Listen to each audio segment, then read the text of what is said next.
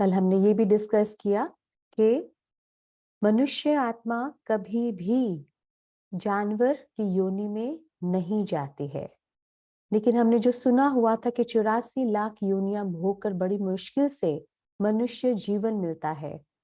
और ये भी सुना था कि अगर हम पाप कर्म करेंगे तो अगले जन्म में हम जानवर योनि में जाएंगे। तो मतलब क्या था इस सेंटेंस का? इस सेंटेंस से यही समझ में आता है कि अगर हम कुछ पाप कर्म करते हैं तो हमारी पनिशमेंट क्या होती है। पनिशमेंट ये है कि हम जानवर योनि में चले जाए। तो हम अपने आप से एक प्रश्न पूछते हैं कि क्या जानवर मनुष्य से ज्यादा दुखी है कि मनुष्य ज्यादा दुखी है? कौन सी योनि पनिशमेंट की योनि है? We have to ask ourselves. ये सुना था ना कि अगर ये पाप करेंगे तो गधा बनेंगे, ये करेंगे तो कुत्ता बिल्ली बनेंगे। मतलब क्या कि ये पनिशमेंट कैसे मिलेगी? हम जानवर बन जाएंगे।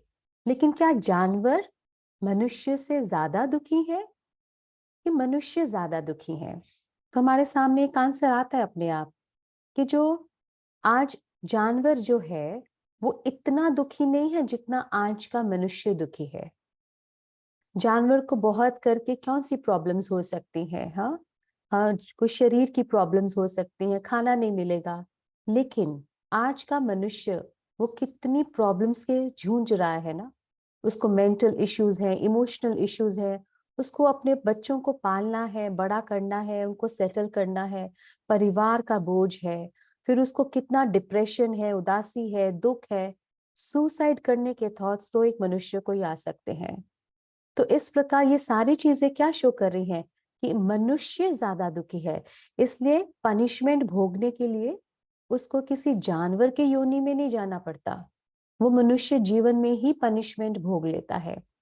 हम जो सारी सारी लाइफ में जो हमको फिजिकल हेल्थ प्रॉब्लम्स आती हैं, जो हमें इमोशनल प्रॉब्लम्स आती हैं, मेंटल इश्यूज आते हैं, जैसे उदासी है, डिप्रेशन है, एंजाइटी है, टेंशन है, डर है, जो हमारे रिश्तों में प्रॉब्लम्स आती हैं, जो हमारे जीवन में फाइनेंशियल क्राइसिस आते हैं, या प्रकृति से रिलेटेड जो भी प्रॉब्लम्स आती हैं, ये सब क्या है? ये क्या है? ये हमारे पापों का फल है। तो पापों का फल भोगने के लिए कोई अलग कोई दुनिया नहीं है जिसको हम नरक कहते हैं। यही जीवन में हम सुख भी भोगते हैं और दुख भी भोगते हैं। दुख मतलब पापों की सजा है। तो अगर हम अपने जीवन में इस प्रकार की कोई प्रॉब्लम्स को फेस करके उदास हैं, दुखी हैं, अशांत हैं, ये क्या प्रूव कर रहा है कि हमसे कुछ ना कुछ अनजाने में कुछ गलत कर्म हुए हैं। तो गलत कर्म हुए हैं, उनको ठीक करने का तरीका क्या है? राजयोग। गलत कर्म इंसान क्यों करता है? क्योंकि उसके संस्कार विकारी बन चुके हैं। तो विकारी संस्कार आत्मा के ऊपर बहुत जबरदस्त कार्मिक अकाउंट्स हैं। अगर हम चाहते हैं कि हम सदा सुखी रहें, सदा खुश रहें, शांत रहें, तो अपने विकारी संस्कारों को बाबा की याद में भस्म करना पड़ेगा। अपने संस्कारों को चेंज करना पड़ेगा, क्योंकि वो संस्कार बार बार हमसे गलत कर्म करवाते रहते हैं। तो गलत कर्म करते जाएंगे तो कैसे भाग्य ऊंच बनेगा? वो गलत कर्म का फल भोगना पड़ेगा। इसीलिए अपने संस्कारों को परिवर्तन करना, जैसे पहले दिन किया था कि अगर हम चाहते हैं कि हम अपने संकल्पों को चेंज करना चाहते हैं, पॉजिटिव थॉट्स ऑलवेज, तो संस्कारों को चेंज करना पड़ेगा। उसी प्रकार अगर हम हर प्रकार के दुखों से मुक्ति चाहते हैं, तो ये विकारी संस्कार, काम, क्रोध, लोभ, मोह, अहंकार, ईर्ष्या, द्वेष, ये सारे संस्कारों को बाबा की याद से इनको भस्म करना पड़ेगा। और कोई तरीका नहीं है। तो शॉर्ट में एक डेफिनेशन लेते हैं, पाप और पुण्य क्या होता है। शॉर्ट में डेफिनेशन, क्योंकि ये बहुत बड़ी डेफिनेशन हो जाएगी पाप और पुण्य की। तो इजी डेफिनेशन कैसे याद रखेंगे जो हम कर्म कर रहे हैं ये पाप है या पुण्य है? सबसे इजी डेफिनेशन जो परमात्मा स्वयं बताते हैं कि जो भी हम सोच, बोल और कर्म सोल कॉन्शियसनेस में करते हैं, जो भी हम संकल्प, बोल और कर्म सोल कॉन्शियसनेस में, मतलब अपने को आत्मा समझ कर करते हैं, उसको पुण्य कर्म कहा जाता है। और जो भी बोल, सोच और कर्म हम अपने को शरीर मानकर करते हैं, अर्थात बॉडी कॉन्शियसनेस में करते हैं, देह अभिमान में करते हैं, उसको पाप कर्म कहा जाता है। तो बहुत इजी हो गया हमारे लिए समझना कि हम सारा दिन में 24 घंटे में कितना पाप कर रहे हैं और कितना पुण्य कर्म कर रहे हैं। तो पापों को खत्म करना और पुण्य को बढ़ाना हमारे हाथ में है। बस एक ही प्रैक्टिस है, सोल कॉन्शियसनेस।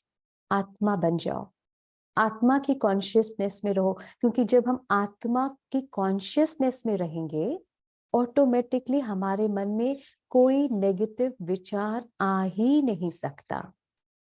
जैसे एक कमरे में अंधकार है, अगर स्विच ऑन किया तो लाइट हो जाएगी, लाइट जग रही है तो अंधकार का सवाल ही पैदा नहीं होता।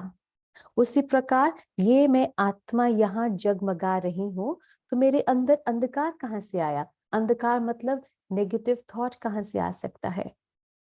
तो सारा अभ्यास एक ही प्रैक्टिस के ऊपर है, अपने को आत्मा समझना। तो पुण्य कर्म करना इतना आसान है बनाना। हम एक बस कुर्सी पे आराम से बैठे हैं, कुछ नहीं कर रहे, लेकिन 1 घंटा बैठे हैं सोल कॉन्शियसनेस में, अपने को आत्मा समझ कर बैठे हैं, आत्मा के चिंतन में है, उस कॉन्शियसनेस में हम बाबा के साथ बातें कर रहे हैं, उसकी वाइब्रेशंस ले रहे हैं। तो 1 घंटा कुर्सी पर बैठकर हम कितनी ना कमाई कर लेते हैं। ये कमाई जो आत्मा के साथ जाती है, जिसको हम पुण्य कर्म कहते हैं।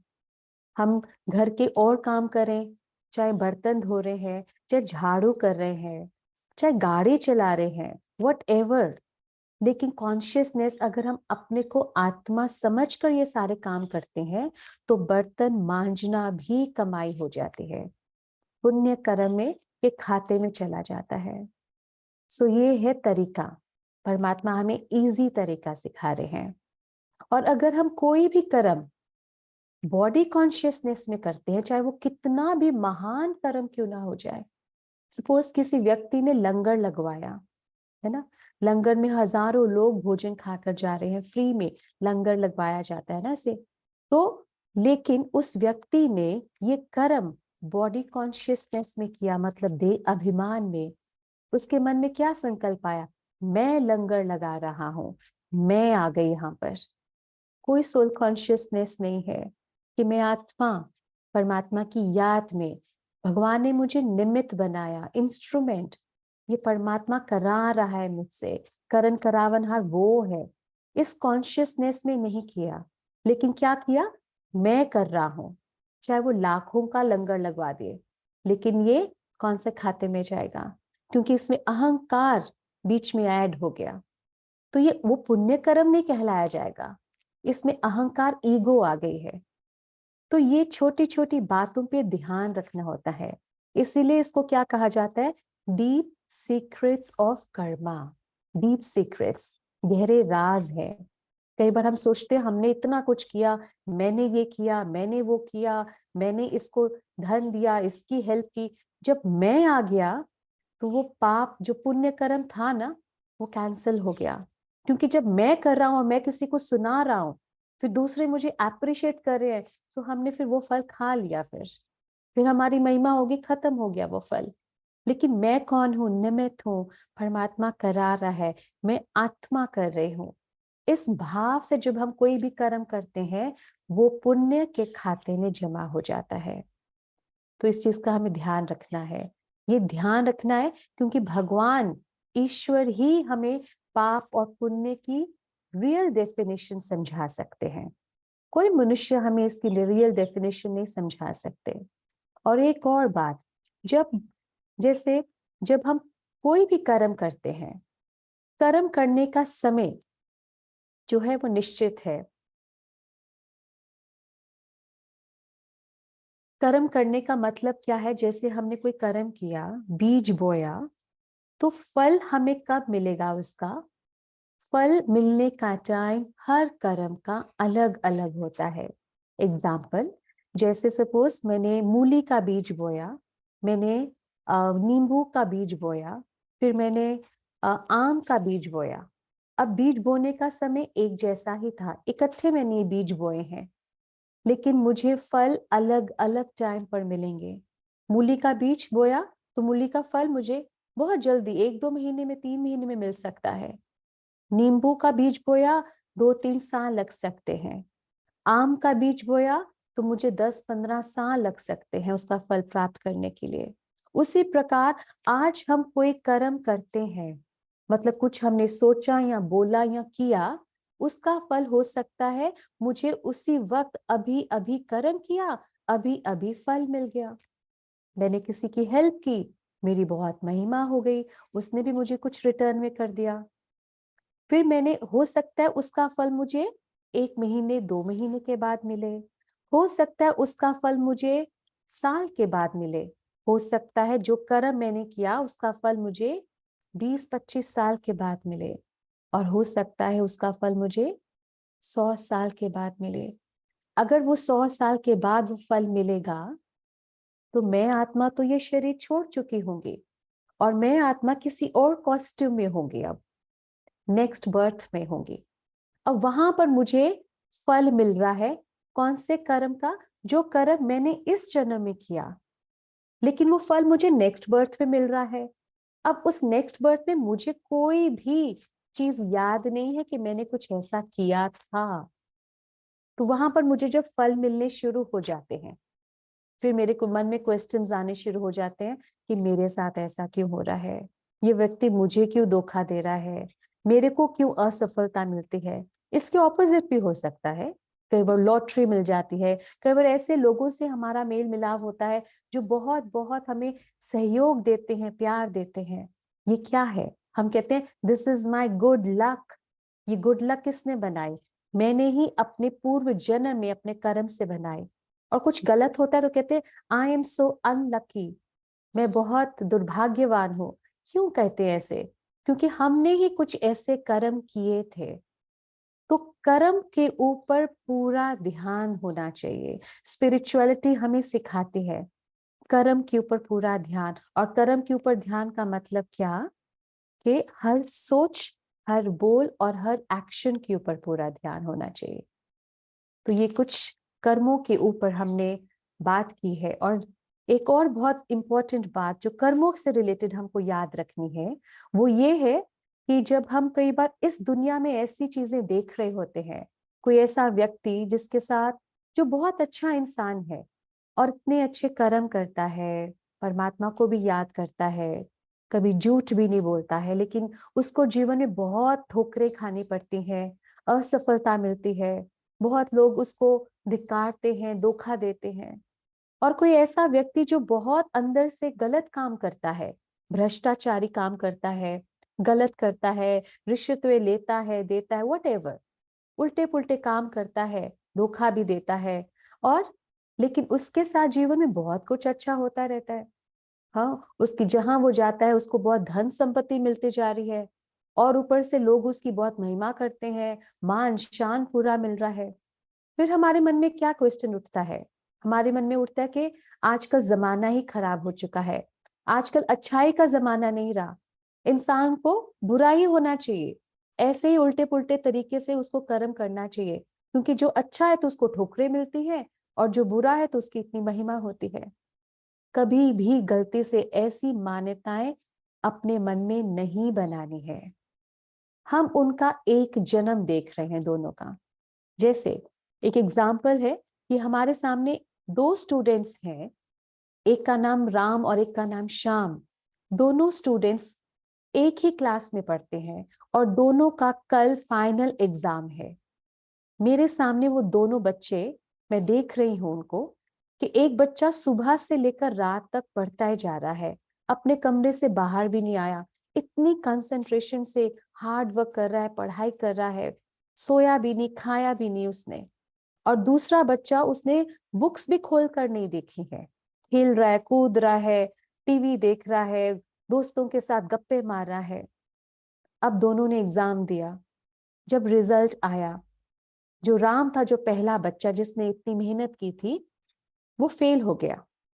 और जो श्याम था, जो मस्ती कर रहा था, वो 100% मार्क्स से पास हो गया। मैंने ये देखा था उनको सब कुछ करते हुए।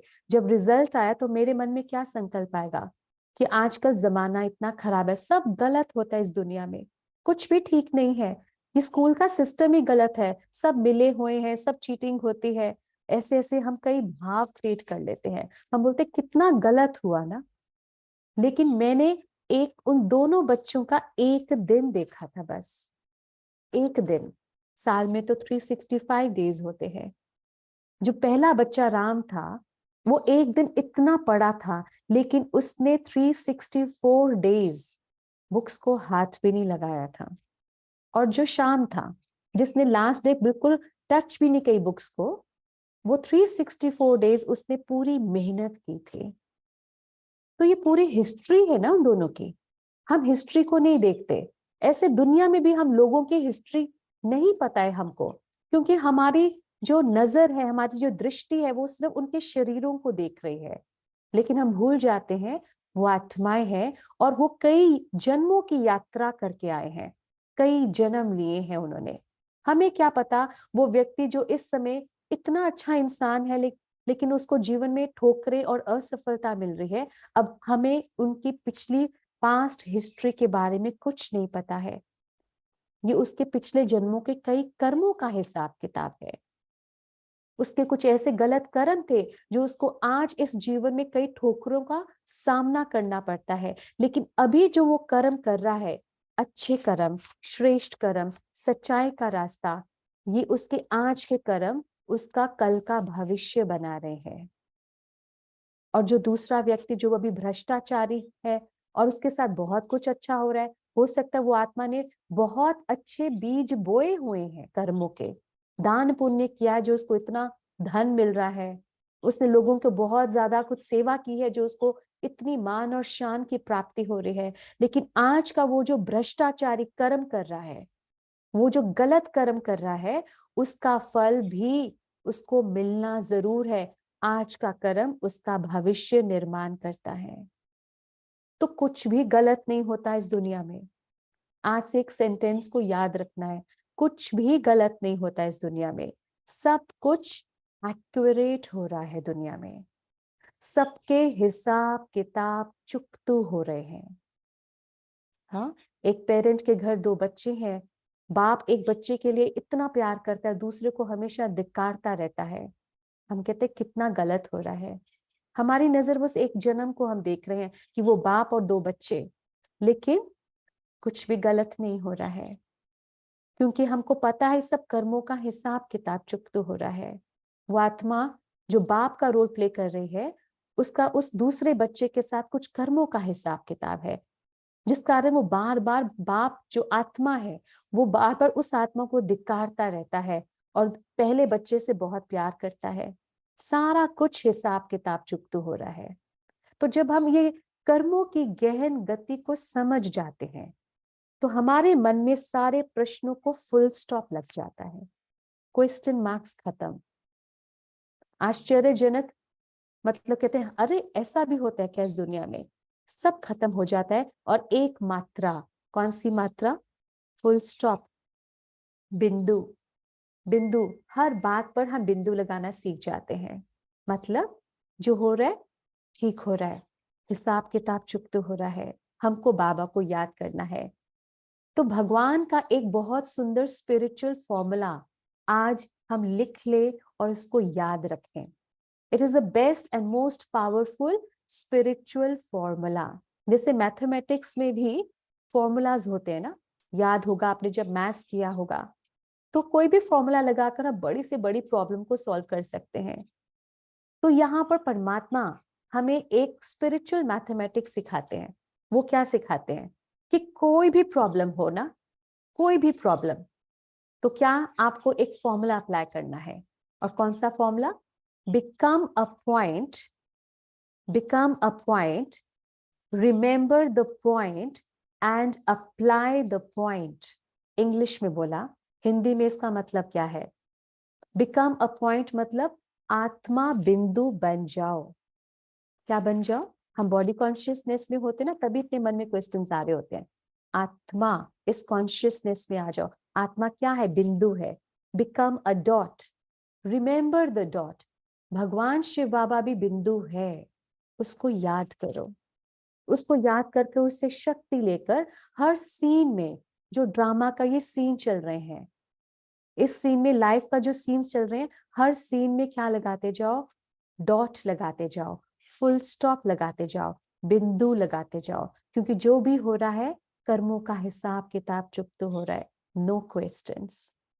सो जब हम ऐसे फॉर्मूला सीख जाते हैं, तो हर प्रॉब्लम, कोई भी सिचुएशन में हमारा मन कभी उदास नहीं हो सकता, हमारा मन कभी दुखी नहीं हो सकता। हम सदा खुश, सदा खुश। ये स्पिरिचुअल फॉर्मूला याद रखने से। तो I am a happy soul, मैं एक सुखी आत्मा हूं, मैं एक खुश नसीब आत्मा हूं, मैं बहुत बहुत बहुत सुख स्वरूप आत्मा हूं। सुख आत्मा का अंदर का संस्कार है, असली संस्कार। मेरी नेचर ही क्या है? सुख लेना, सुख देना। दुख लेना और दुख देना, this is not my nature, this is not my nature. ये तो मुझे एक इन्फेक्शन सी हो गई है कि मैं इमीडिएटली दुख ले लेते हैं, इमीडिएटली दुख दे देते हैं। हमको ये अपनी इन्फेक्शन को दूर करना है, वो तो राजयोग से ही होगी। लेकिन हैप्पीनेस इंडेक्स मेरा सदा ऊपर ही रहे, ये स्पिरिचुअलिटी के बगैर होने वाला नहीं है।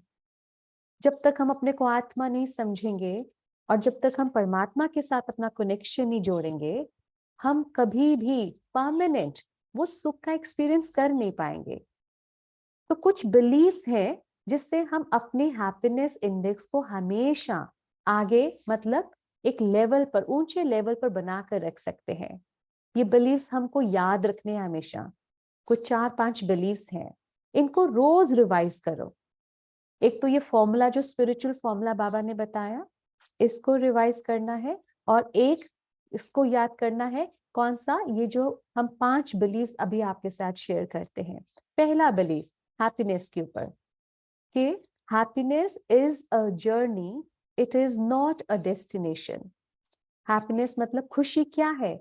जीवन की यात्रा के दौरान अनुभव करने वाली फीलिंग है, ना कि किसी मंजिल पर पहुंचकर इसको अनुभव किया जा सकता है।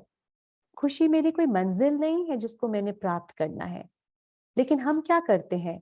हम अपनी खुशी को किसी मंजिल पर ले जाते हैं। जैसे हम बोलते हैं, जिस दिन ये व्यक्ति जो मेरे साथ रह रहा है ना, जिस दिन इसने मेरी रिस्पेक्ट करनी सीख ली, that will be the happiest day of my life. वो मेरे सबसे बड़ा खुशी का दिन होगा। जब ये इंसान बदल जाएगा ना, तब मैं बहुत खुश होऊंगा, खुश होंगी। इस प्रकार के हम यहाँ पर थॉट्स क्रिएट कर लेते हैं। जब मेरे बच्चे बड़े होकर बिल्कुल अपने पैरों पर खड़े हो जाएंगे, तब हम बहुत खुश होंगे। कितनी छोटी छोटी बातों पर हम अपनी खुशी को क्या कर रहे हैं? हम उसको पोस्टपोन करते जा रहे हैं। हम इसको, अपनी खुशी को मंजिल पर लेकर जा रहे हैं। जब मेरा नया घर बन जाएगा, तब हम खुश हो जाएंगे। जब ये बीमारी ठीक हो जाएगी, तब हम खुश हो जाएंगे। जब बच्चे सुधर जाएंगे, तब हम खुश हो जाएंगे। जब ये बिजनेस ठीक हो जाए। तो हमने कितनी चीजों के कारण अपनी खुशी को क्या किया? हमको, हम एक पर्टिकुलर, हम एक मंजिल पर ले गए, अपनी खुशी को पोस्टपोन कर दिया। क्या ये सही है? मतलब ये एक तरीके से हमने अपने आप को श्राप दिया कि जब तक ये व्यक्ति परिवर्तन नहीं होगा, हम खुश होने वाले नहीं हैं।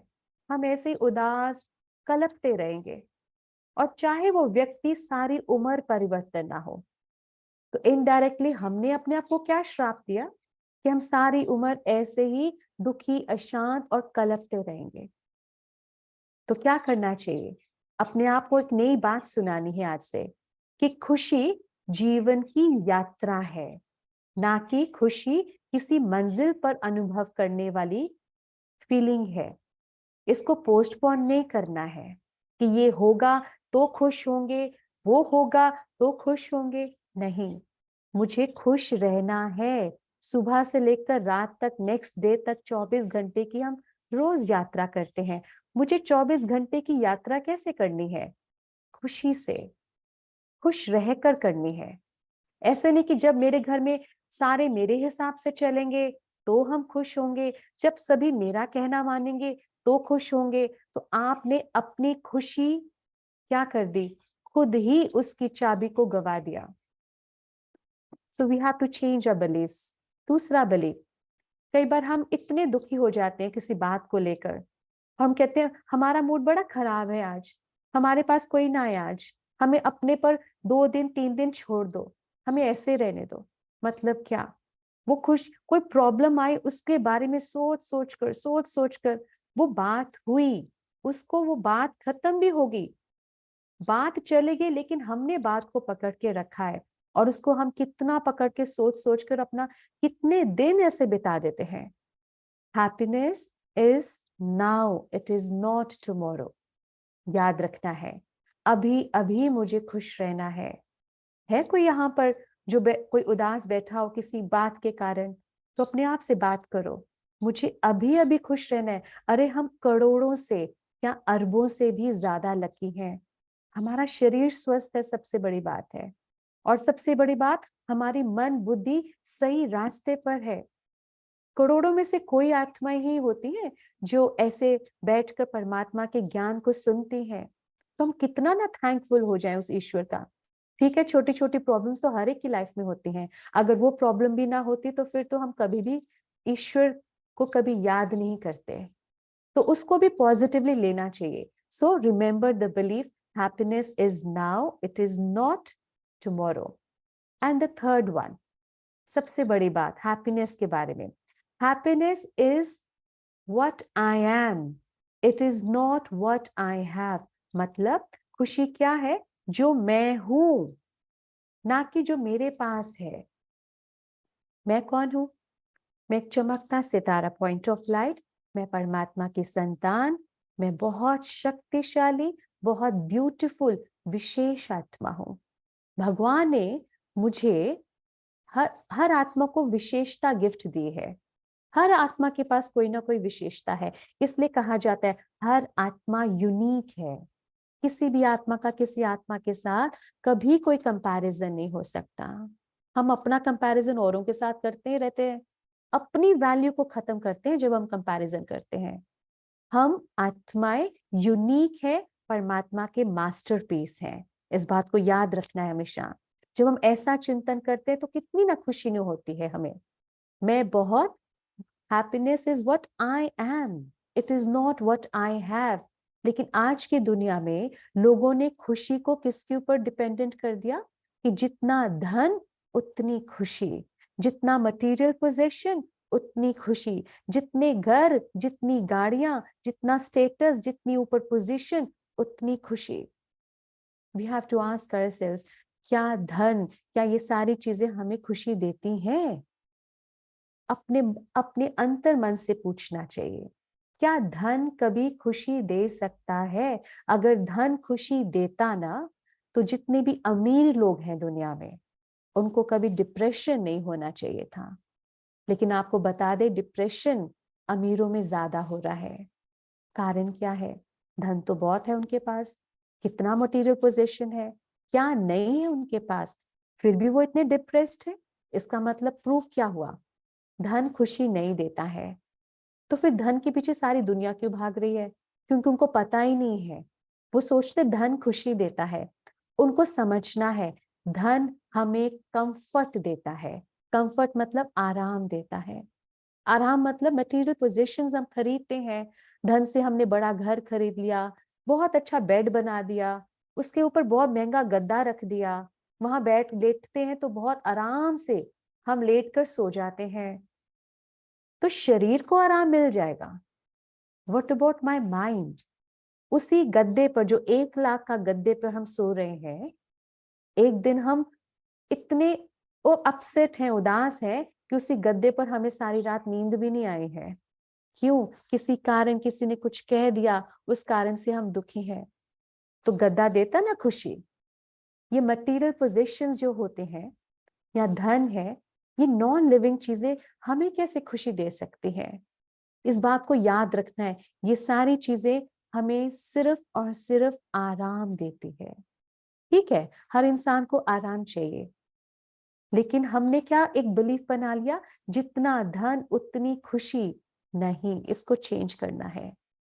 सो हर इंसान को आराम भी चाहिए और हर इंसान को खुशी भी चाहिए।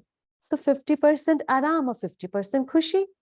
तो उसके लिए फिर टाइम भी वैसे डिवोट करना चाहिए ना, कि अगर मुझे आराम चाहिए तो मुझे 50% टाइम किसको, धन कमाने को लगाना है, और मुझे खुशी भी चाहिए तो मुझे अपना 50% टाइम किस चीज में लगाना है। खुशी कहाँ से आएगी? खुशी आएगी जितना हम सोल कॉन्शियस रहेंगे, जितना हम परमात्मा से कनेक्टेड रहेंगे, जितना हम पुण्य कर्म करेंगे, निष्काम भावना से हम दूसरों की सेवा करेंगे, औरों को दुआएं भेजेंगे, औरों को खुशी देंगे, औरों को आउट ऑफ एनी इंटरेस्ट, बिना किसी इंटरेस्ट के हम किसी की हेल्प करेंगे।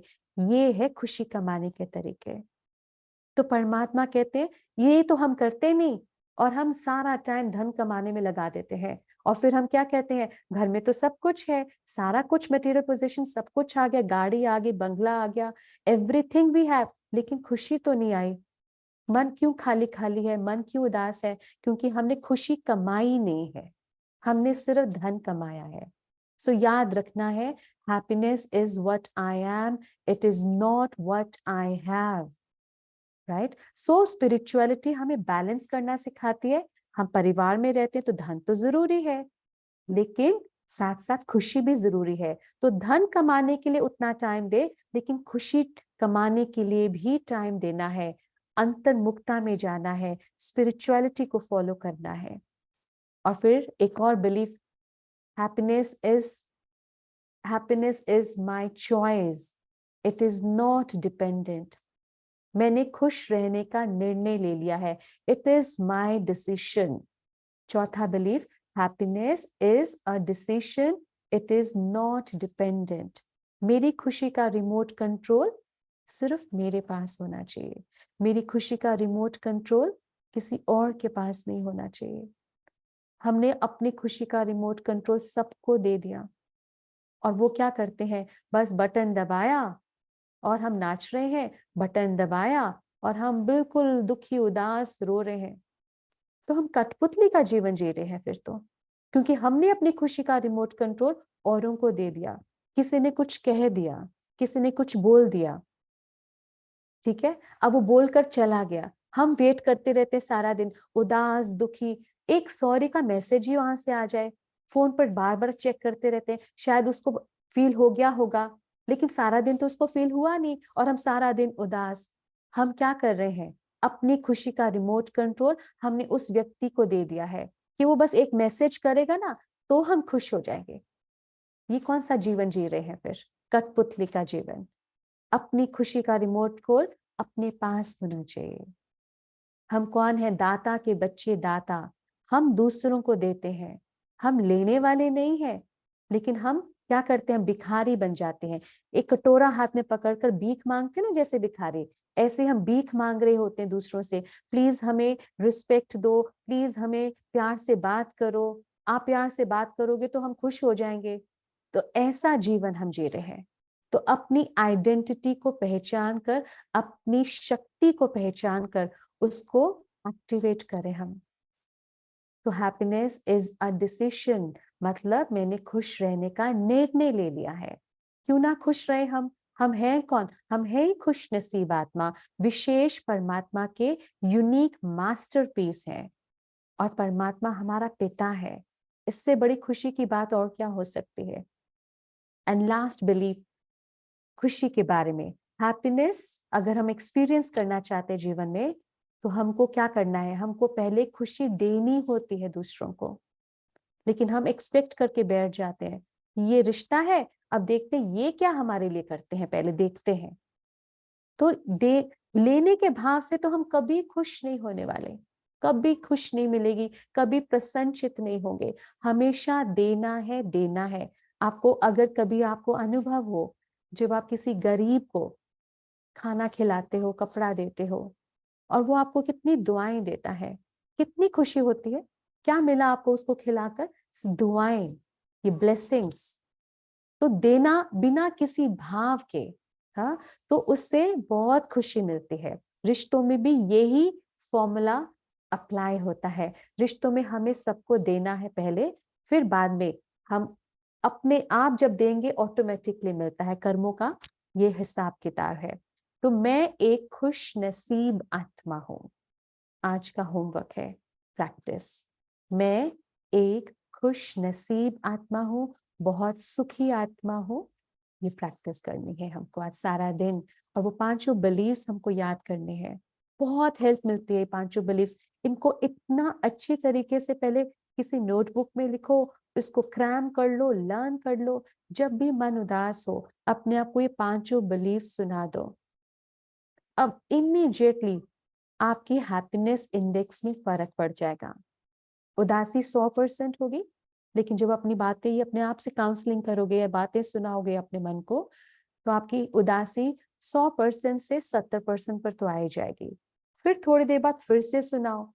इस तरीके से अपनी सेल्फ काउंसलिंग कर कर अपनी उदासी को हम दूर कर सकते हैं। सो मैं सुख स्वरूप आत्मा हूं। 1 मिनट साइलेंस में, 1 मिनट साइलेंस।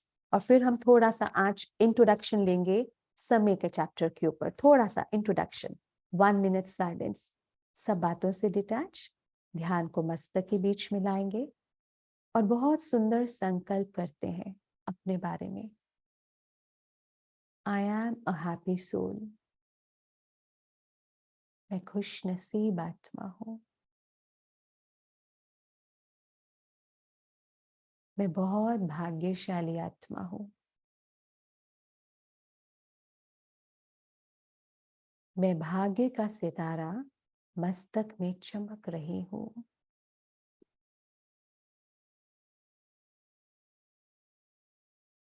मेरे भाग्य का सितारा चमक रहा है। देखें अपने आप को। इतना ऊंच श्रेष्ठ भाग्य है मेरा। इस बात से मैं सदा खुश हूं।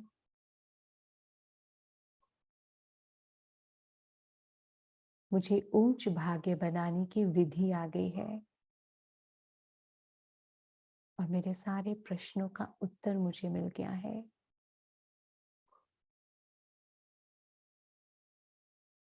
और मुझे समझ में आ गया है कि मुझे ये जीवन की यात्रा खुश रहते हुए ही बितानी है, क्योंकि हैप्पीनेस इज अ जर्नी। मुझे अपनी खुशी को पोस्टपोन नहीं करना।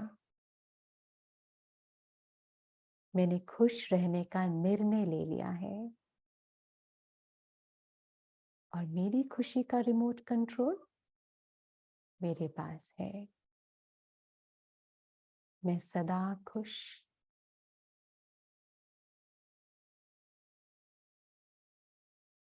ओम शांति। तो हमारे 4 चैप्टर्स राजयोग के, हमारा 5th चैप्टर समय, टाइम। ये टाइम क्या है? कल भी हमने टाइम के बारे में आपको थोड़ा सा बताया कि हम समय के साथ भी हिसाब किताब बन सकते हैं। अगर हम समय की वैल्यू ना करें तो, आपने कहावत सुनी है, समय कभी किसी के लिए नहीं रुकता है, समय चलता रहता है। समय अनादि है। Time is eternal. अनादि मतलब समय किसी ने कभी किसी समय को किसी ने कभी क्रिएट नहीं किया है। ना ही इसका आदि है, ना ही इसका अंत है। ये चलता ही रहता है। घड़ी की टिक टिक होती ही रहती है। लेकिन समय तो चलता है, लेकिन इसकी मूवमेंट कैसी है, इसकी चाल क्या है, ये समझना बहुत जरूरी है। और ये बहुत इंपॉर्टेंट भी है हमारे जीवन के लिए।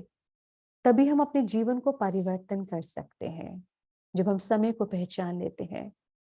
तो समय एक चक्र के रूप में चलता है। हाँ, तो चक्र के रूप में चलता है। ये भी एक साइंस की एक करंट, आप कह सकते हैं एक इन्वेंशन कह लो। कि पहले लोग सोचते थे कि समय एक लीनियर फैशन में चलता है, मतलब यहाँ समय शुरू हुआ था, यहाँ समय खत्म हो जाएगा, ऐसा सोचा जाता था। मतलब धरती बनी थी इतने हजार लाखों वर्ष पहले, अब धरती इस यहाँ पर खत्म हो जाएगी। लेकिन दो साइंटिस्ट पॉल और नील, हाँ, एक ऑक्सफोर्ड यूनिवर्सिटी में, तो उन्होंने रिसर्च की और उन्होंने पाया कि जो टाइम है it moves in cyclic pattern, मतलब समय चक्र के रूप में चलता है।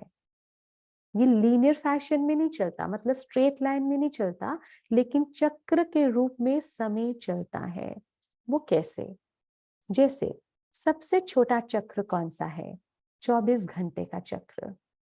आज सुबह हुई थी, फिर दोपहर हुई, अभी शाम है, फिर रात होगी और रात के बाद फिर से सुबह होगी। 24 घंटे का चक्र। इससे बड़ा चक्र कौन सा है?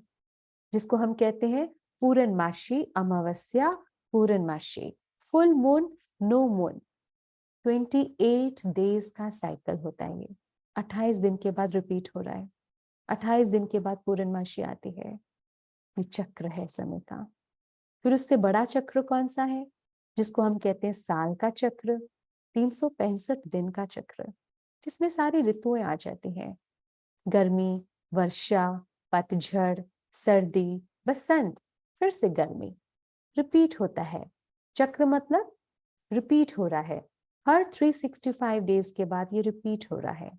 उससे बड़ा चक्र कौन सा है? 365 दिन से भी बड़ा एक चक्र होता है, जिसको हम कहते हैं काल चक्र, जिसको हम कहते हैं सृष्टि चक्र। ये 5000 साल का चक्र है, 5000 ईयर्स। तो हम ये चैप्टर जब हम करेंगे अब, तो आप सबसे रिक्वेस्ट है, क्योंकि हमारा ये टाइम जो चैप्टर है, जो कुछ भी अभी तक आपने वेदों में, शास्त्रों में, ग्रंथों में या अपने किसी गुरु से या कई बड़ों से सुना हुआ है, वो सारी इंफॉर्मेशन आप साइड पर कर दो। अभी साइड पर मतलब उस इंफॉर्मेशन को यहाँ जो हम आपके साथ बातें शेयर करेंगे, आप उनके साथ मिक्स नहीं करोगे। ये ज्ञान बिल्कुल अलग है। पहले दिन ही आपको बताया, ये ज्ञान 1936 में सृष्टि पर आया है। वेद शास्त्र उपनिषद तो बहुत पहले के हैं। ये नवीन नया ज्ञान जो डायरेक्ट परमात्मा बता रहा है, तो इसको किसी के साथ कंपैरिजन नहीं करना, इसको किसी के साथ मिक्स नहीं करना। आपके मन में प्रश्न होंगे, आप अपने क्वेश्चंस को लिखो। जैसे हमारा कल एक सेशन रहा 1 घंटे का, जिसमें आपने क्वेश्चन आंसर्स पूछे, ऐसे हमारा आने वाले दिनों में भी ऐसा एक सेशन होगा जिसमें हम आपके सारे क्वेश्चंस लेंगे। So have patience, right your questions कि ये कैसे होता है, वो कैसे होता है, जस्ट राइट डाउन। लेकिन मिक्स मत करना इस ज्ञान को किसी और ज्ञान के साथ। तो हमने बताया कैसे परमात्मा बताते हैं, सृष्टि चक्र 5000 साल का चक्र है। तो 5000 साल का चक्र में क्या आता है? 4 युग आते हैं। कौन से युग आते हैं? सतयुग, त्रेता युग, द्वापर युग और कलयुग। क्या सबको आवाज क्लियर है? क्या सबको आवाज क्लियर है? Just raise your hands. हाँ, ठीक है ना, क्लियर है ना? राइट। तो ये जो हमारे 4 युग है, सतयुग, त्रेता युग, द्वापर युग, कलयुग, हमने सबने ये सारे युगों के नाम सुने हुए अपने बड़ों से, लेकिन हमको अभी तक इनकी रियल मीनिंग का पता ही नहीं है। ये युग कौन से हैं, नाम अलग अलग क्यों है।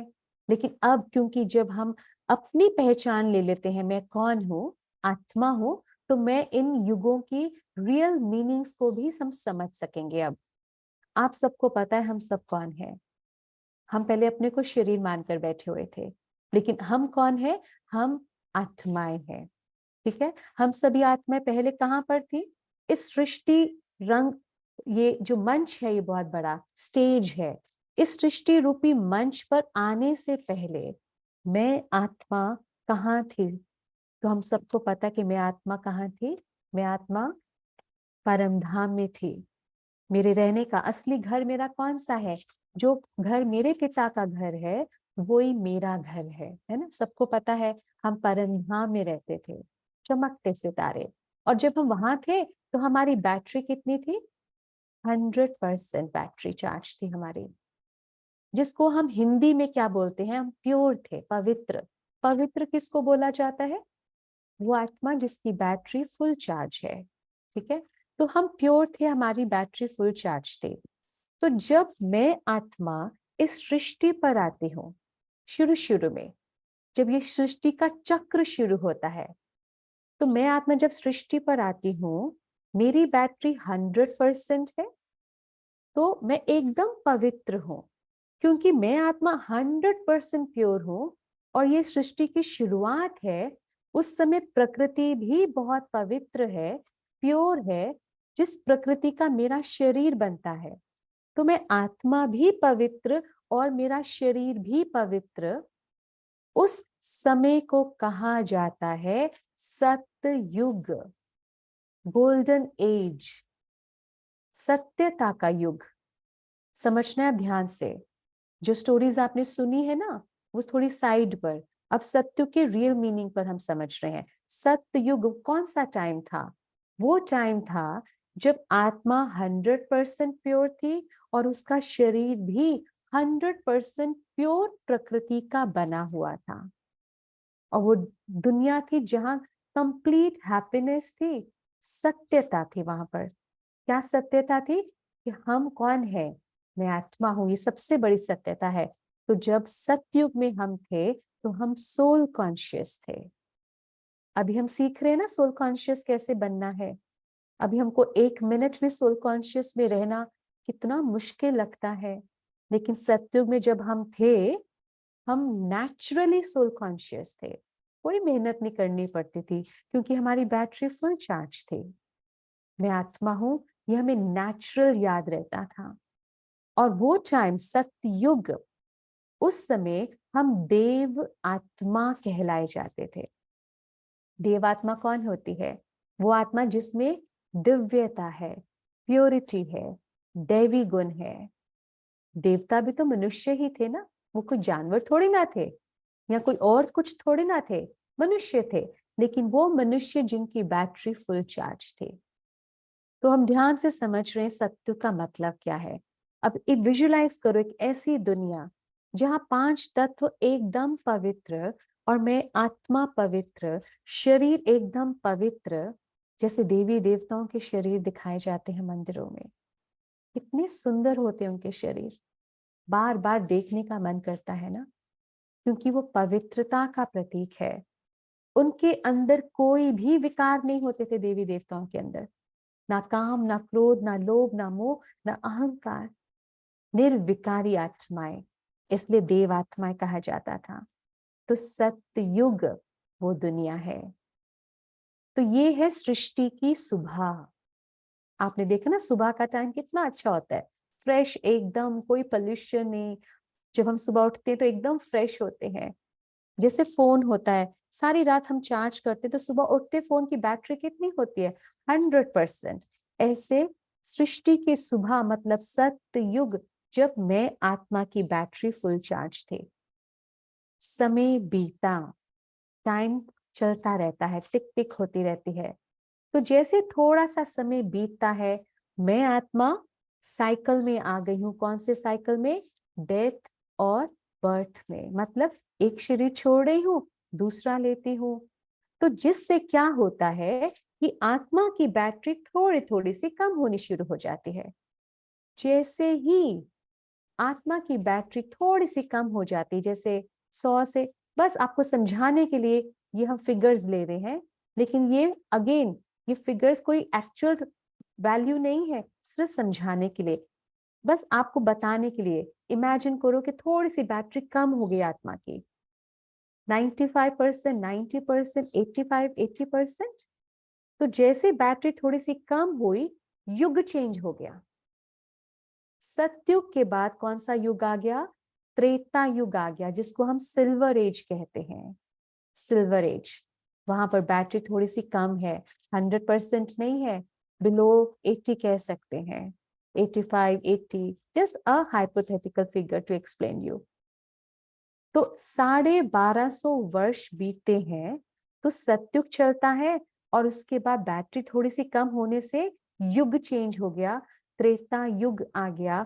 अब ये युग को क्या कहते हैं? सृष्टि की दोपहर। तो इस समय हमारी बैटरी थोड़ी सी कम हुई है, लेकिन फिर भी अच्छी खासी चार्ज है। हम सोल कॉन्शियस हैं, हमारे अंदर कोई विकार नहीं है। और विकार नहीं है इसका मतलब हम कोई पाप कर्म नहीं करते, और रिजल्ट हम कभी दुख का अनुभव नहीं करते। तो सतयुग त्रेता युग, देव आत्मा से हम क्षत्रिय आत्मा बन जाते हैं। क्षत्रिय आत्मा किसको कहते हैं? जिसकी बैटरी 100 तो नहीं है, लेकिन 100 से थोड़ी सी कम हो गई है। तो ये युग भी 1250 वर्ष चलता है। समय बीता, हम साइकिल में है डेथ और बर्थ के।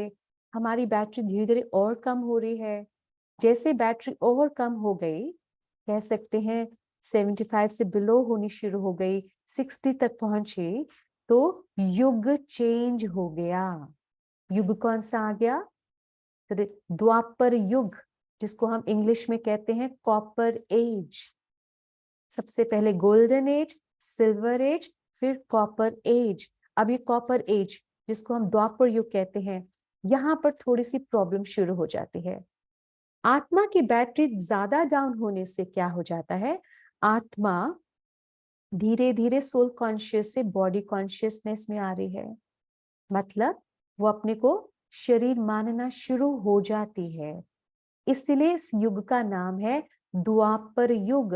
द्वापर का मतलब है दो पुर। दो पुर मतलब दो रास्ते, दो अलग अलग तरीके। मतलब आत्मा क्या सोचती है अपने बारे में कि मैं आत्मा हूं, फिर एक और थॉट क्रिएट करती है अपने बारे में। दूसरा रास्ता क्या अपनाती है? नहीं, मैं शरीर हूं। तो ड्यूअल थॉट, ड्यूअलिटी आ गई यहाँ पर। दोनों थॉट्स आ रहे हैं कि एक ये भी विचार आता है कि मैं आत्मा हूं, और दूसरा ये भी विचार आता है नहीं, मैं तो शरीर हूं। जैसे ही आत्मा ने अपने को शरीर मानना शुरू किया द्वापर युग में, तो क्या हो गया? यहाँ पर परिवर्तन शुरू हो जाता है। मतलब गिरावट शुरू हो जाती है। क्या गिरावट होती है? तो अपने को शरीर मानने से हमारी शरीर के साथ अटैचमेंट शुरू हो जाती है। हम शरीर को देखकर अटैच हो जाते हैं। दूसरों को भी आत्मा नहीं देखते हैं, दूसरों को भी शरीर देखना शुरू हो जाते हैं। अट्रैक्शंस शुरू हो गई हैं। जैसे अट्रैक्शन शुरू होती है, काम, विकार, लस्ट आत्मा की कॉन्शियसनेस में प्रवेश हो जाता है। काम विकार प्रवेश हुआ तो उसके बाद मोह उत्पन्न हो जाता है, और मोह उत्पन्न के बाद फिर वो पूरा नहीं होता तो क्रोध उत्पन्न होता है, और लोभ की वृत्ति। इस प्रकार से पांचों विकार आत्मा के अंदर प्रवेश हो जाते हैं। और ये प्रवेशता के कारण आत्मा धीरे धीरे थोड़े पाप कर्म करना शुरू हो जाती है। और जैसे वो पाप कर्म करना शुरू करती है, उसका फल दुख भोगना शुरू करती है। तो द्वापर युग से आत्मा ने दुख भोगना शुरू किया है। सतयुग और त्रेता युग में कभी आत्मा ने दुख नहीं भोगा, क्योंकि वो देव आत्मा थी वहां पर। लेकिन द्वापर से डाउनफॉल हुआ है, और वो आत्मा विकारी बन गई है। और क्यों विकारी बनी? क्योंकि उसकी बैटरी डिस्चार्ज हुई। क्यों बैटरी डिस्चार्ज हुई? क्योंकि वो जन्म और मरण के चक्र में है। हर चीज के लिए रीजन है। ये होना ही था, आत्मा को विकारी बनना ही था। इसमें किसी की कोई गलती नहीं है। ये साइकिल को समझना है हमको। तो द्वापर युग में ये सब चीजें हो जाती हैं। और द्वापर में जब ये चीजें होती हैं, तो हर आत्मा धीरे धीरे विकारी बन रही है, और विकारी बनने से उसकी बैटरी और स्पीड से डिप्लीट होनी शुरू हो जाती है। पाप कर्म करने से दुखी होना शुरू होती है। तो पहली बार आत्मा दुख भोगती है द्वापर युग में। उसको अनुभव नहीं होता दुख का आत्मा को पहले, इससे पहले। तो जब वो दुख भोगती है तो वो घबरा जाती है। वो फिर उस डर से, उस घबराहट से भगवान को याद करना शुरू करती है। पहली बार आत्मा भगवान को याद करती है। कब? द्वापर युग में। सतयुग और त्रेता युग में उसको भगवान को याद करने की कोई जरूरत ही नहीं पड़ती, क्योंकि गायन है, सुख में दुख में सिमरन सब करे, सुख में करे ना कोई। मतलब जब सुख था सतयुग और त्रेता युग में, तो भगवान को याद करने की जरूरत ही नहीं थी। लेकिन द्वापर से जब दुखी हुई आत्मा, तो द्वापर में ईश्वर को याद करना शुरू करती है, और तभी द्वापर युग में फिर मंदिर बनाए जाते हैं। तो जितने भी वो 12 ज्योतिर्लिंगम भारत में है, ये कब बने हैं? द्वापर युग में बने हैं। सबसे पुराने मंदिर जो भारत में है उसमें सिर्फ शिवलिंग है। तो सबसे पहला मंदिर कौन सा बनता है? वो है सोमनाथ का मंदिर। राजा विक्रमादित्य बताते हैं ये द्वापर की शुरुआत में बनता है। शिवलिंग का मंदिर, तो भगवान के मंदिर बनने शुरू हो जाते हैं, भक्ति मार्ग शुरू हो जाता है। तो ये समझना है, जब हम बॉडी कॉन्शियसनेस में आए, जब हम विकारी बने, तब भक्ति शुरू हो जाती है। और भक्ति की शुरुआत होने से तो पहले पहले फिर क्या होता है? शिव की भक्ति हो रही है, फिर देवी देवताओं की भक्ति शुरू हो जाती है। लेकिन आत्मा की बैटरी दिन प्रतिदिन डाउन हो रही है, क्योंकि आत्मा जन्म और मरण के चक्र में आ रही है। करते करते द्वापर युग बीत गया, और कौन सी दुनिया आ गई? द्वापर को सृष्टि की शाम कहा जाता है। और दुनिया कौन सी आ गई? कल युग आ गया। कलयुग का मतलब काला मीन्स आयरन एज कहा जाता है। ये वो युग है जब घर घर में कला कलेश शुरू हो जाता है, घर घर में महाभारत युद्ध, क्योंकि सबकी बैटरी एकदम डिप्लीट होनी शुरू हो जाती है। सब बहुत ज्यादा बॉडी कॉन्शियस में आ जाते हैं, सबके अंदर anger, attachment, ego high percentage में चला जाता है, और बहुत पाप कर्म की परसेंटेज बहुत हाई हो जाती है, जिसके कारण आत्मा अकाले मृत्यु शुरू हो जाता है। डेथ बिफोर टाइम, बहुत कम एज में मनुष्य जीता है, छोटा बच्चा मर रहा है, जवान शरीर छोड़ रहा है। ये अकाले मृत्यु कलयुग का ही एक बहुत बड़ी स्पेशलिटी है। कलयुग बीतते बीतते बीतते ये रात है। तो जैसे सुबह, दोपहर, शाम, रात, रात के बाद फिर से क्या आती है? सुबह आती है। सुबह आनी निश्चित है। उसी प्रकार ये 4 युग, सतयुग, त्रेता, द्वापर, कलयुग, कलयुगी रात के बाद सुबह मतलब सतयुगी सवेरा आना निश्चित है। ये है साइकिल ऑफ टाइम, राइट? तो इसको समझने के लिए आपके साथ हम एक पिक्चर शेयर कर रहे हैं। ये पिक्चर बहुत बहुत इम्पोर्टेंट है, और इस पिक्चर से हमको पता लगेगा कि साइकिल ऑफ टाइम क्या होता है। सृष्टि चक्र की ये पिक्चर है, ध्यान से इसको देखेंगे। सबको दिख रही है? Everybody can see this picture?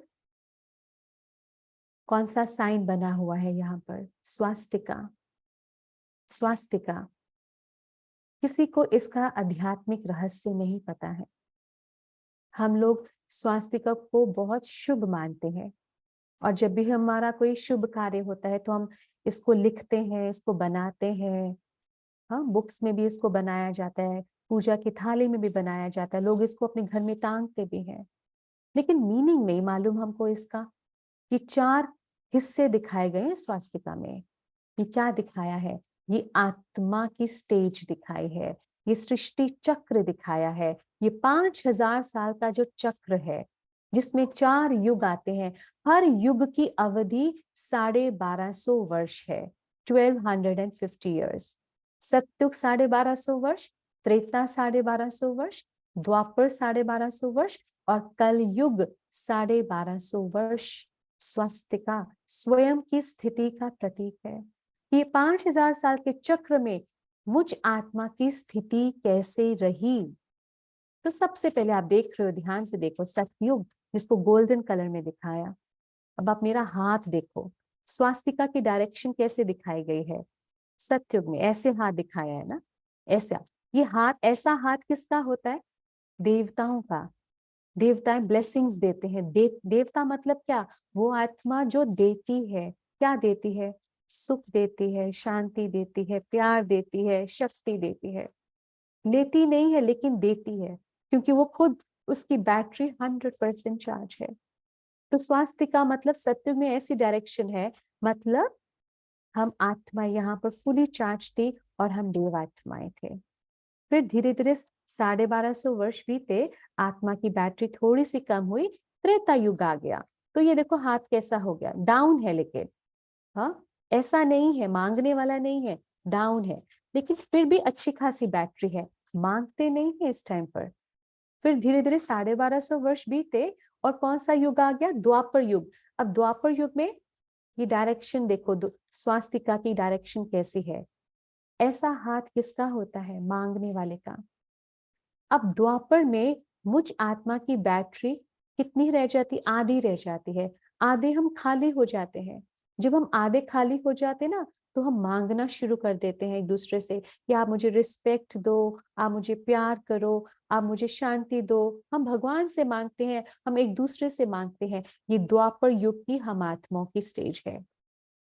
और फिर धीरे धीरे बैटरी और डिस्चार्ज हो रही है, क्योंकि हम जन्म मरण के चक्र में आ रहे हैं। तो कल युग में ये देखो स्वास्तिका की डायरेक्शन, मेरे हाथ को देखो। अब ये हाथ कैसा होता है, ये हाथ छीनने वाला हाथ है। ये मांगने वाला हाथ तो द्वापर में था, लेकिन ये अब ये छीनने वाला है, ये वॉयलेंट हाथ है। मतलब आत्मा की बैटरी इतनी डाउन चली गई कि अब वो वॉयलेंस करती है। बच्चे कहना नहीं मानते तो तुरंत माता पिता उनको मारते हैं, हाथ उठाते हैं ना। आज की दुनिया में कितनी वॉयलेंस हो चुकी है, क्या प्रूव कर रहा है कि आत्मा की बैटरी बिल्कुल डाउन हो चुकी है। करते करते करते अब देखो कलयुग खत्म जब होगा, तो कौन सा युग शुरू हो जाएगा, या अंधेरी रात के बाद सत्युगी सवेरा शुरू होना है, होना ही है। टाइम है ना, टाइम तो चलता रहेगा। क्वेश्चन क्या उठता है अब, हम कहाँ पर खड़े हैं, वेयर आर वी स्टैंडिंग। हम कलयुग के, ये तो पता है सबको कलयुग का समय चल रहा है, हम कलयुग की स्टार्टिंग में है, हम कलयुग के मिडल में है, या कलयुग के अंत में है, हम कहाँ पर हैं। हम देखें जरा दुनिया की हालत। हाँ, इस दुनिया की हालत इस समय कैसी है, we can just see that, क्या चल रहा है पूरी दुनिया में।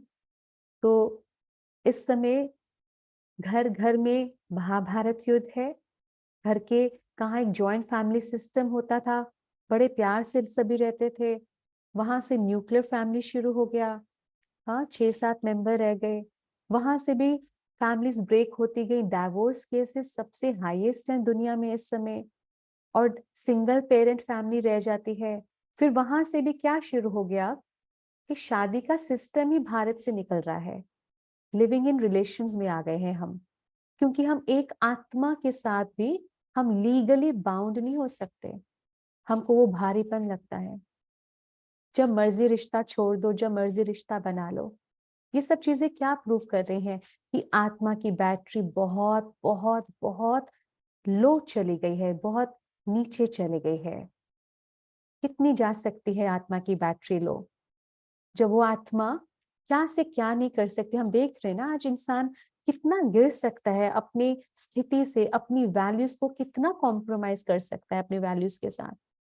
तो जब इतनी ज्यादा प्रॉब्लम्स घर घर में शुरू हो जाए, फिजिकल हेल्थ इश्यूज इतने ज्यादा हैं, कहाँ कैंसर एक शब्द होता था 20-25 साल पहले, है ना, लेकिन कहाँ आज कैंसर 100 प्रकार के कैंसर है, इससे भी ज्यादा होंगे शायद। और आज हर घर में डिप्रेशन, कैंसर, ये सब चीजें इतनी नॉर्मल सी हो गई है। चाहे कितनी भी मेडिकल साइंस तरक्की करती जाए, लेकिन बीमारियां उसके आउट ऑफ कंट्रोल हो रही हैं। और ये पहला एक एग्जाम्पल, ये जो कोविड आया था, इसने मेडिकल साइंस को भी हिला दिया, पूरी दुनिया को हिला दिया। ये सारी चीजें क्या प्रूव कर रही हैं कि हम कहाँ खड़े हैं, हम कलयुग के अंतिम समय में खड़े हैं। अंतिम समय है, it's not the starting, it's not the middle, but it is the end point of कलयुग। जब एक पेरेंट अपने बच्चों का रेप भी कर सकता है, एक बाप अपनी बेटी का रेप कर सकता है, एक बच्चे अपने माता पिता को पैसे के लिए मार भी सकते हैं, जब एक भाई और बहन का रिश्ता भी सेफ नहीं है, पवित्र नहीं है, जब एक बच्चा भी किसी और के साथ सेफ नहीं है, तो इसको कौन सा टाइम कहा जाएगा? क्या ये कलयुग की स्टार्टिंग है कि कलयुग का अंत है? अति अति अति हो रही है हर चीज की। पोल्यूशन की इतनी अति हो चुकी है कि अब तो साइंटिस्ट ने भी ये प्रिडिक्शन कर दी है कि ये जो धरती है ये 40-50 साल चलने वाली नहीं है। साइंटिस्ट तो बहुत ज्यादा टाइम बता रहे हैं, लेकिन परमात्मा तो उससे भी बहुत कम टाइम बता रहे हैं। तो परमात्मा तो बिल्कुल पीरियड ओवर होने की घंटी बजा रहे हैं। उसके बारे में हम कल बात करेंगे, कितना समय रह गया है परिवर्तन के लिए। उसके बारे में जानना हम कल टुमारोज टॉपिक, कि परमात्मा कितना समय बता रहे हैं, ये ट्रांसफॉर्मेशन कैसे होगा। और वो जो परमात्मा का वायदा है, यदा यदा ही धर्मस्य ग्लानि भवति भारता, मतलब जब जब धर्म की गलानी होती है, पाप चरम सीमा पर जाता है, तब तब भगवान ने वायदा किया है, मैं इस सृष्टि पर आता हूं। कहां से आता हूं? परंधाम में आता। वो इस सृष्टि पर नहीं मौजूद है। ये श्लोक ही प्रूफ कर रहा है कि परमात्मा यहाँ नहीं है। वो कहाँ बैठा है? वो तो अपने घर शांति धाम में बैठा है। लेकिन जब जब धर्मों की गलानी होती है और पाप चरम सीमा, हाईएस्ट काइंड ऑफ सिंस बढ़ जाते हैं दुनिया में, तब भगवान का इस सृष्टि पर आने का समय होता है। तो वो कल हम सुनेंगे इसके बारे में, और वो कल मिलते हैं। अभी 2 मिनट हम साइलेंस में बैठेंगे, 2 मिनट साइलेंस। तो इस सृष्टि चक्र को हमने समझ लिया कि सृष्टि चक्र का सारा कनेक्शन मुझ आत्मा की स्थिति के साथ है। जो ट्रांसफॉर्मेशन मुझ आत्मा की स्थिति में आएगा, उसका इफेक्ट बाहरी दुनिया पर पड़ता है। देखो, मेरी बैटरी 100% थी तो दुनिया कैसी थी? सत्युग। मेरी बैटरी धीरे धीरे डाउन हो गई, थोड़ी सी कम हुई, तो दुनिया कौन सी आ गई? त्रेता युग आ गया। मेरी बैटरी थोड़ी सी और डाउन होगी, आधी रह गई, तो दुनिया आ गई द्वापर युग। मेरी बैटरी बिल्कुल डाउन चलेगी, 9-10%, तो दुनिया आ गई कल युग। अब सभी आत्माओं की अगर बैटरी, कुछ आत्माओं की बैटरी अगर 100% हो जाती है, वो कैसे होगी? राजयोग से। वो राजयोग से होगी। तो जब आत्माएं अपनी बैटरी को चार्ज करेंगी राजयोग से, और कुछ ऐसी टिपिंग पॉइंट अचीव हो गया, मतलब कुछ आत्माओं ने ऐसे कर लिया, तो ये कलयुगी दुनिया परिवर्तन हो जाएगी। और कौन सी दुनिया आएगी? सतयुग। सारी इनर ट्रांसफॉर्मेशन की बात है। So self transformation leads to world transformation. स्व परिवर्तन से विश्व परिवर्तन होता है। हमको दुनिया को नहीं बदलना है, हमको सिर्फ अपने आप को बदलना है, जो परमात्मा शिव बाबा हमें सिखा रहे हैं कैसे परिवर्तन लाना है। तो 1 मिनट साइलेंस। 1 मिनट साइलेंस में हम बैठते हैं, ध्यान को मस्तक के बीच में लाते हुए। हम परमात्मा ने जो हमें एक फॉर्मूला सिखाया है, जिसको स्पिरिचुअल फॉर्मूला कहते हैं, सबसे पावरफुल फॉर्मूला, किसी भी प्रॉब्लम को सॉल्व करने का फॉर्मूला, उस फॉर्मूला की स्मृति में रहते हैं अभी। Become a point. Remember the point. Apply the point. बिंदु आत्मा बन जाना है। केवल बिंदु बाप को याद करना है। जो बीत गया, उन सब बातों को बिंदु लगाना है।